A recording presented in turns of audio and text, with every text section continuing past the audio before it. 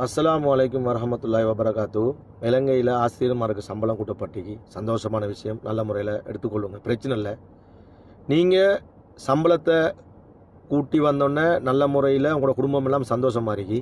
ஆனால் ஒவ்வொரு தகப்பன்மாரும் கஷ்டப்பட்டு உழைச்சி அதிலிருந்து வார வரிப்பணம் தான் உங்களுக்கு சம்பளமாக பெறுன்றதை நீங்கள் மறந்துடாதீங்க.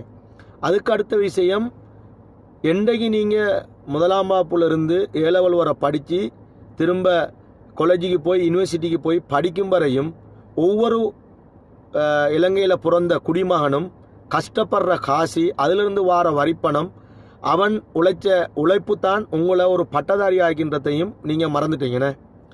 பிஎஸ்எம்ஹெச்சில் பெருசாக போய் பட்டமளிப்பு விழா வைக்கும்போது பெரிய கெப்பையும் தூக்கி போட்டு கையில் சர்டிஃபிகேட்டை வச்சுட்டு உங்களோட தாய் தகப்பன் தான் நன்றி சொல்லுவீங்க. எங்கள் தாய் தகப்பன் மட்டும் இல்லை, இலங்கையில் ஒவ்வொரு உழைப்பாளியும், ஒவ்வொரு வியாபாரியும், ஒவ்வொரு விவசாயியும், ஒவ்வொரு மேசன் வேலை செய்கிறவனும், விறகு வெட்டுறவனும், இது ஒவ்வொருத்தனுக்கும் இந்த பட்டதாரி விழாக்கு நீங்கள் நன்றி செல்ல கடமைப்பட்டிருக்கீங்க. ஆனால் எந்த ஒரு கேவலங்கட்ட ஜென்மமும் இலங்கை மக்களுக்கு நன்றி செலுத்துறல. நீங்கள் நினச்சிட்டீங்க அவங்களோட தாய் தகப்பனை மட்டும்தான் பங்குதாரிண்டு. இல்லை, முழு இலங்கையில் பிறந்த ஒவ்வொரு குடிமகனும் உங்களோட பட்டமளிப்பு விழாவுக்கு பங்குதாரி.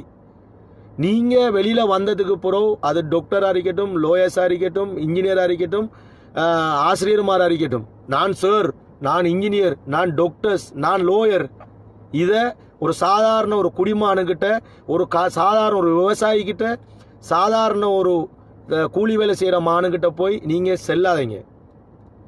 இது ஒரு கேவலம். காரணம், அவன்ட காசில் தான் நீங்கள் படித்து நீங்கள் அந்த சீட்டில் உட்காந்து ஸ்டெட் கோப்பை போட்டுட்டோ கோட்டை போட்டுட்டோ பில்டிங்கை கட்டிட்டு இருக்கீங்க. ஒவ்வொரு இலங்கையில் பிறந்த குடிமகண்ட காசுலையும் படித்த படிப்பு அது. அந்த படிப்பு அவன்ட காசில் படிச்சுட்டு அவன்ட முன்னுக்கு போய் நீங்கள் கெத்து காட்டாங்க. அது பச்சை கேவலம்.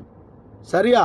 இதை மனசில் வச்சுக்கொள்ளுங்க. ஒவ்வொரு இலங்கையில் உள்ள பட்டதாரிகள் பெரிய கெத்து காட்டுறதுக்கு உங்களுக்கு எந்த அருகதையும் இல்லை.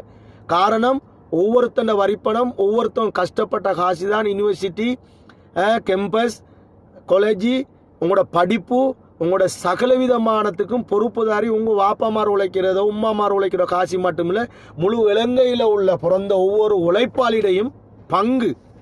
இதை பங்கை படித்து வச்சுட்டு சம்பளத்தை எடுத்துட்டு ஸ்கூலில் ஆசிரியர்மார் ஒரு பிள்ளை கொஞ்சம் கீழே இருந்தோன்னே அந்த பிள்ளையை கொஞ்சம் தெளிவுள்ளாட்டி, கொஞ்சம் ஏதாவது படிப்பு கொஞ்சம் வராட்டி அவன்ட வாப்பாவை கூப்பிட்டு, உங்களோட புள்ள இந்த ஸ்கூலுக்கு சரி வராத, உங்களோட புள்ள செல்லு கேட்குது இல்லை, இவருக்கு எவ்வளோ படிப்பிச்சாலும் இவருக்கு சுரணை இல்லை, இவருக்கு படிப்பு வராது, வேற நம்ம அது ஸ்கூலில் சேர்த்துருங்க, இல்லாட்டி வேற நம்ம அது செய்யுங்கன்னு சொல்லி உங்களை படிப்பிக்க ஒரு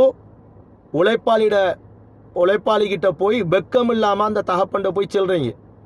உங்களை படிப்பிச்சது ஸ்டூடெண்ட்டாக வாப்பான்றதை மறந்து போய் அவர்கிட்ட நீங்கள் கம்பீரம் காட்டுறீங்க. ஆனால் உங்களோட புள்ள நல்லா படிக்குது, உங்களோட புள்ள நல்ல மார்க்ஸ் எடுக்குது, உங்களோட புள்ள நல்ல ஒரு பட்டதாரியாக வருது. ஏன் அடுத்தவண்ட ஒரு மாடு மேய்க்கிறவண்ட புள்ள அப்படி வரக்கூடாது? சாதாரண கூலி வேலை செய்கிறவண்ட ஒரு புள்ள வரக்கூடாது? ஒரு சாதாரணமாக ஒரு வியாபாரிட, சந்தை வியாபாரிட ஒரு பிள்ளை இருக்கக்கூடாது? ஆனால் அவனுக்கிட்ட மட்டும்தான் எல்லா சண்டித்தனமும் காட்டுறீங்க. இதையும் தாண்டி மற்ற பிள்ளைகள் எல்லாம் உங்களுடைய ஸ்கூலை விட்டுட்டு வேற ஆட்கள்கிட்ட டியூஷன் போகுது. ஒரு மனச்சாட்சி இல்லை, ஒரு நியாயம் இல்லை. இதில் இது உங்களுக்கு அநியாயமாக தெரியல, இது உங்களுக்கு வெக்கமாக தெரியலையா?